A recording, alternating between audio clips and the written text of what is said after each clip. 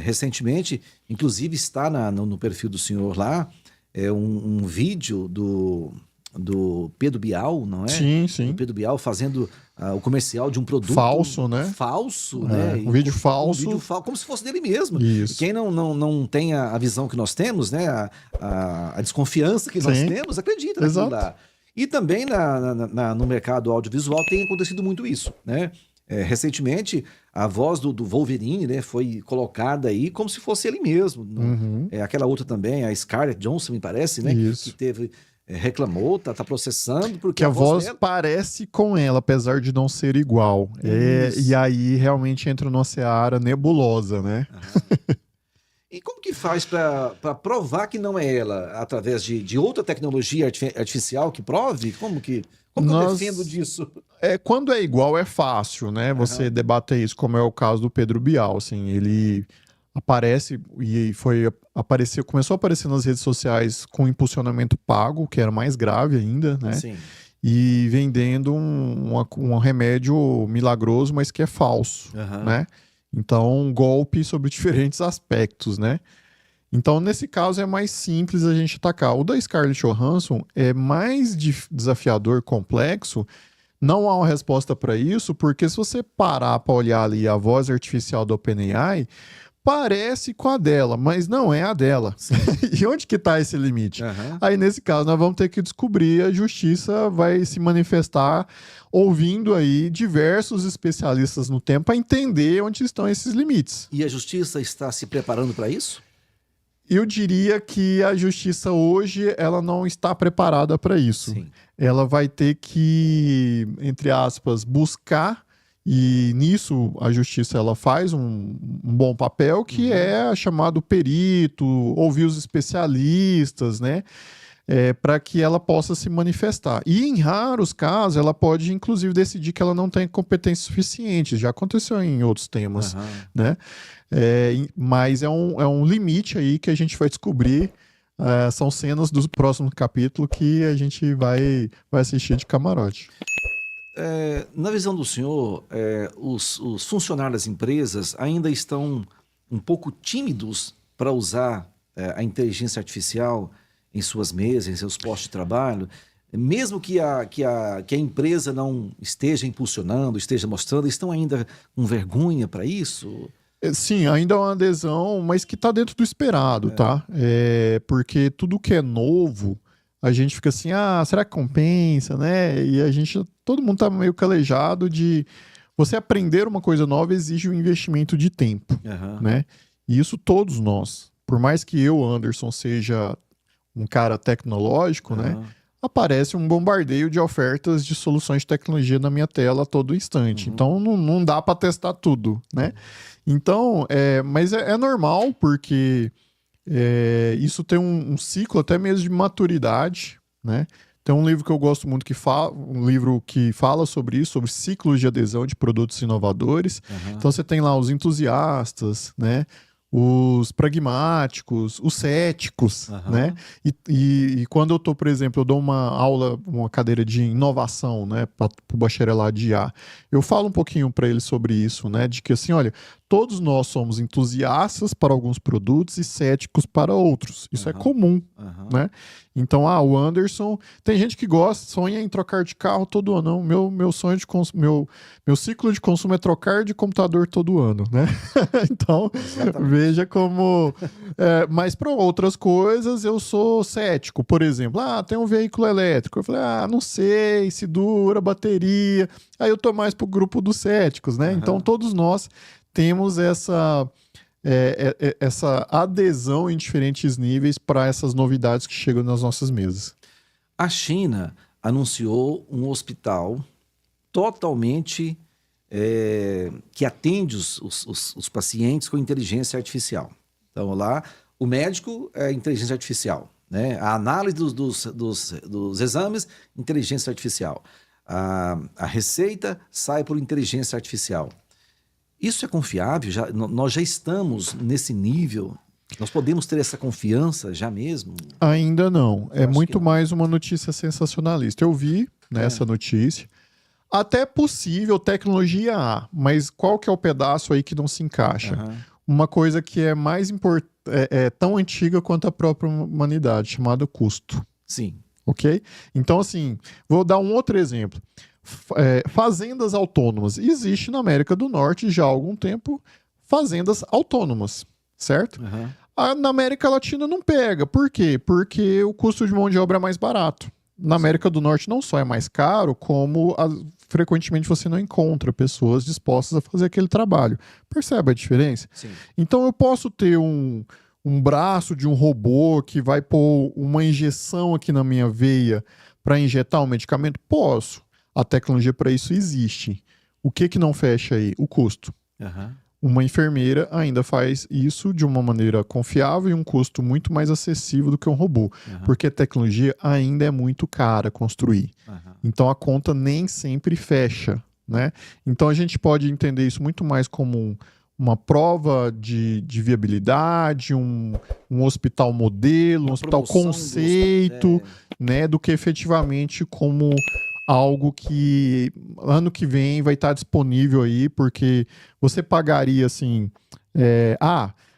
vou pagar aqui para aplicar uma vacina R$100 ou R$5.000 só porque é um robô, entende? Porque no final do dia é o consumidor que julga, gente. Sim. Por micro-julgamentos, ele que decide tudo, né?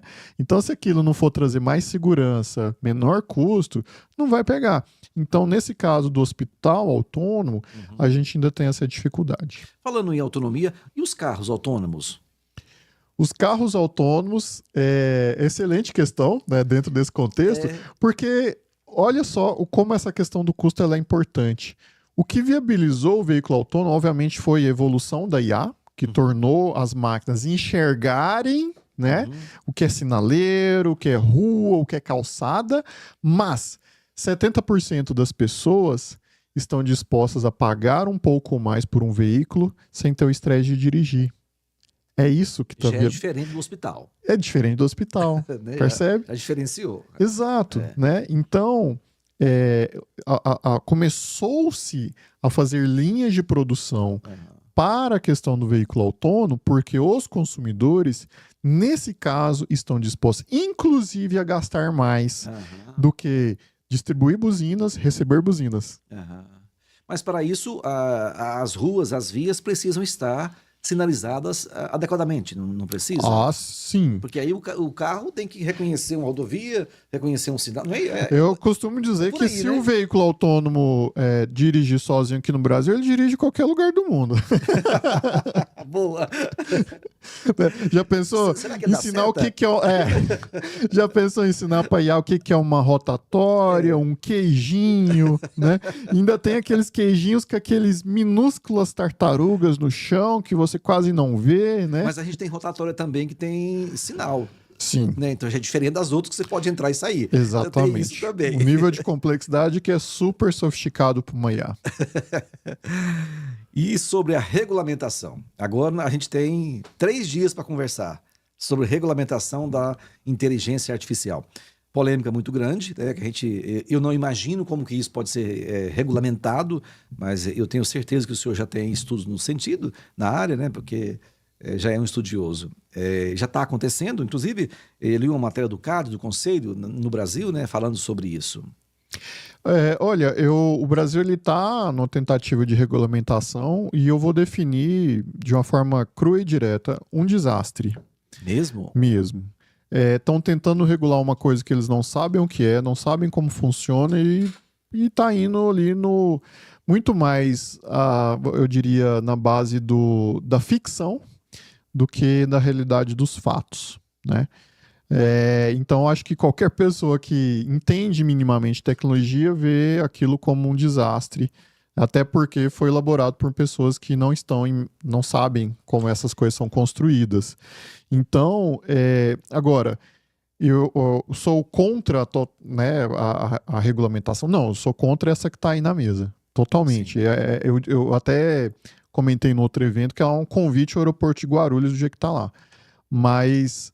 O que está na mesa? Que tipo de regulamentação? Você tem questões, por exemplo, a decisão da IA tem que ser totalmente interpretável. né? Esse é um dos pontos mais absurdos. E vou te dar um exemplo, falando de tecnologia não, vou dar um exemplo nas ciências da vida. Sim. A gente não consegue entender completamente o efeito de uma determinada molécula no corpo humano. Até por isso você precisa da fase 3 de estudo clínico. Um grupo vai no placebo, o outro com o novo fármaco e você mede o efeito. Por quê? Porque a gente não consegue ter 100% da explicabilidade do que acontece no corpo humano. Sim. E aí, a gente deixa de usar a vacina por isso? Não, porque o resultado final é compreensível sobre a sua eficácia, Certo. entende? Então, se a gente pegasse essa lei e aplicasse para a ciência da vida, ia proibir 100% das vacinas, Entendi. certo? Uhum. Então, mostra o completo desconhecimento, né, do que é ciência, de como é construído produtos inovadores, não só de tecnologia. Por isso que eu quis dar um exemplo de ciências da vida, né? Então é algo muito tenebroso que está aí com o risco de acontecer.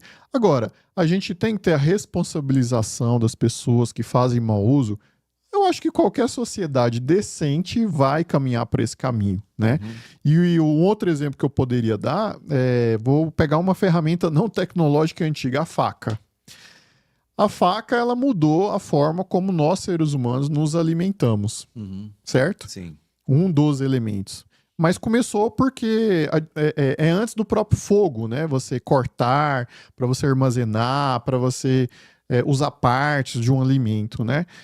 Agora, tem gente que usa faca para matar outro ser humano, não usa? Sim. E o que a gente faz? A gente regulamenta o uso maléfico daquele instrumento.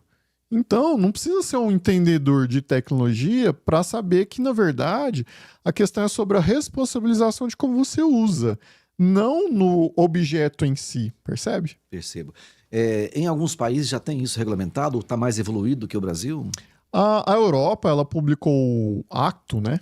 Act, né?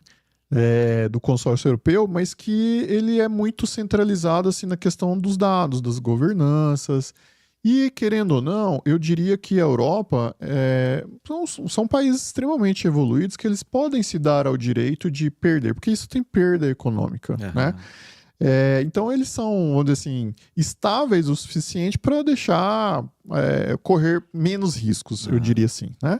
No caso de países em desenvolvimento, você tem um risco muito maior de perder uma janela de oportunidade para que a gente seja menos pobre, literalmente, tá? A gente tem um exemplo recente da LGPD, que é a regulamentação sobre dados privados, né? Sim.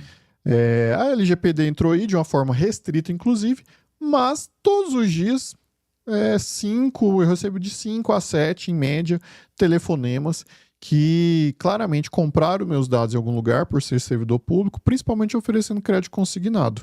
Eu também. Pois é. E aí, assim, a minha percepção como cidadão é que a gente precisa de menos leis e mais efetividade para as que já existem na sua execução. Né? Porque a impressão que eu tenho como cidadão é que a lei funciona dependendo do seu nível e poder econômico. E fica a impressão de que, no caso da IA, a regulamentação foi muito pensada para as big techs, para atingi-las, mas que vai acabar atingindo todo o ecossistema de empresas que não tem nada a ver com isso, né? E que vai torná-las menos inovadoras e, consequentemente, menos competitivas. E o saldo final disso será que a gente será mais dependente, né, de outros países que vão produzir isso. Como reverter isso, ou talvez isso não aconteça no Brasil? Qual o caminho melhor para essa é uma pergunta complexa que vamos dizer assim, avança em outras áreas do conhecimento que não só as minhas, né? Mas eu diria que, assim, a gente não deve ter medo de olhar para trás e dizer assim, ok, parece que essa decisão não foi a melhor, tá? Então, nesse momento, eu acho que a gente tem mais a perder cerceando a inovação do que deixando a coisa acontecer. E se eventualmente a gente vê, opa, não parece ter sido uma boa ideia, você vai lá e cerceia, tá? Mas cercear a priori me parece muito mais penoso, né? Vou me prender aqui ao conceito e não aos passos, do que a gente fazer isso agora. Certo. Eu faço uma imagem num num site onde eu posso fazer uma imagem. O direito autoral dessa imagem é meu? Tá aí uma questão excelente, né? A gente não deve regular a IA que aprendeu a fazer imagens, mas se eu vou lá e faço, e isso se parece com uma obra autoral, de quem é a culpa? Da IA ou a culpa é minha? É minha. Deveria ser, Deveria ser. né? Então, isso são fronteiras que a gente está descobrindo nesse mundo novo, né? E aí ele mexe com as nossas imaginações por tocar nesse aspecto criativo da coisa, né? Mas que a gente vai ter que descobrir junto. E não ter nenhum medo ou temor. Ok, vamos mudar esse entendimento porque aparentemente está gerando um excesso de efeitos colaterais piores do que os benefícios. Acho que essa é a rota. A IA, a inteligência artificial, tem potencializado as fake news, não tem, professor? Sim, com certeza. Isso é um fato, né? E fake news é um assunto interessante porque, tá vendo aí, tem que regulamentar as IAs, porque ó, tanto de fake news. Eu falei, gente, eu tenho 40 anos, né? Quando eu era criança, até um momento da minha infância, eu achava que se eu comesse manga e tomasse leite, eu ia morrer. Me garantiram isso por diferentes fontes, né? Então, assim, a fake news, ela existe desde sempre. E agora... o formato agora? Só que estão achando outro culpado que seria as IAs, né? Então, talvez a gente até pode discutir assim, né? Até o dia que eu encontrei o picolé com manga com leite, eu pensei assim, gente, não faz sentido. É o picolé que você come e já morre, né? Então alguém está mentindo e comecei a me questionar sobre esses pontos. Mas, e hoje, assim, o mundo digital, ele acelera isso, né? A IA passa a gerar imagens que não são reais. Mas, ao mesmo tempo, eu já vejo isso como uma oportunidade da gente se educar. Porque a gente aprende a ser meio filósofo daqui para frente. A questionar primeiro, né? E a engolir depois. Entende? Entendo. Então, isso faz com que a gente até tenha essa ótica um pouco mais de aprendizado, de evolução mesmo. Porque isso é evolução, gente. Antes né? de compartilhar. Antes de compartilhar, né? E tem aquela anseio assim de que você quer algo, você gostaria que algo fosse verdade, aí você vê uma fake news e toma como verdade. Esse sentimento oculto, ele é muito perverso. Certo. Pra gente, já caminhando para o final, nas eleições também é uma situação que a gente precisa ter cuidado, né? Com certeza. A gente está em mais um ano de eleição, né? E aí é que vem essa questão que eu comentei, né, da minha perspectiva como cidadão, né, não como professor e nem representando nenhuma instituição, sobre a efetividade, né? Então, assim, a justiça eleitoral vai ter que ser mais efetiva. Sim. E eu acho que não há nada de errado porque até onde eu me lembro, ela é um pouco lenta. Sim. Então... e aí sempre se torna aqueles casos assim, vai julgar o cara, mas o mandato dele já está no fim, ou até mesmo perdeu o objeto que o mandato acabou, né? Então, a pergunta que fica a justiça eleitoral vai ter a celeridade suficiente? Ou a gente vai ter que proibir a ferramenta, né? Que tem sim os seus aspectos práticos benéficos, ou a gente vai ter que ser que não, olha só, como a faca mata algumas pessoas, vamos proibir a faca. Olha que beleza, né? E aí a gente deixa de usufruir. Então a gente vai ter que olhar sobre essa ótica e vai ser um desafio, não só para a justiça eleitoral, mas para eu explicar para os meus parentes. Né? Na última eleição eu já tive alguns desafios nesse sentido. Mas você está a favor do fulano. Não, eu estou a favor de ninguém. Né? Deixar claro. Eu só estou aqui como cientista dizendo para você que isso é falso, isso aí foi forjado, né? Por mais que você queira que seja verdade. Não é o fato de você querer que torna isso verdade. Né? Então, como eu disse, também é uma oportunidade da gente aumentar esse nosso nível de educação e de criticismo sobre as coisas.